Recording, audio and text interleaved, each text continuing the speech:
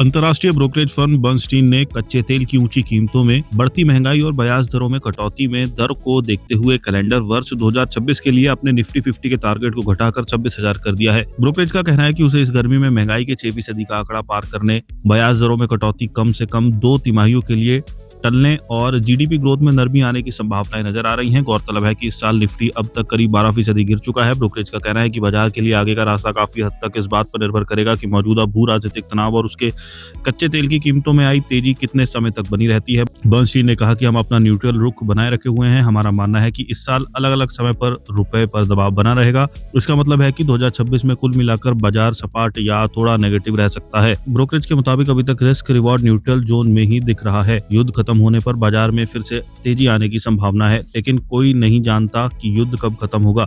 ये एक binary call है। माइक्रो इकोनॉमिक हालात तथा कंपनियों की अर्निंग पर पड़ने वाले असर को देखते हुए बाजार में आई इस गिरावट को सिर्फ सेंटीमेंट की वजह से हुई गिरावट नहीं माना जाना चाहिए। ऐसे हालातों में साफ संकेतों का इंतजार करना अक्सर सबसे अच्छी रणनीति होती है। ब्रोकरेज का सुझाव है कि जब तक पश्चिमी एशिया को लेकर स्थिति साफ ना हो, छोटे मझोले शेयरों से दूर रहें। हो सकता है कि हमें जल्द ही इस फ्रंट से कुछ अच्छी खबर सुनने को मिले। बर्नस्टीन ने एक बेयर केस सिनेरियो की ओर भी इशारा किया है, जो एक असली खतरा बना हुआ है। ब्रोकरेज का कहना है कि अगर ये संघर्ष लंबा खिंचता है तो कच्चे तेल की कीमतों में लंबे समय तक ऊंची बनी रहने की संभावनाएं हैं। तो निफ्टी में अब और बड़ी गिरावट देखने को मिल सकती है। इसके स्तर 20,000 से नीचे खिसक सकते हैं और 19,000 के स्तर को भी छू सकते हैं।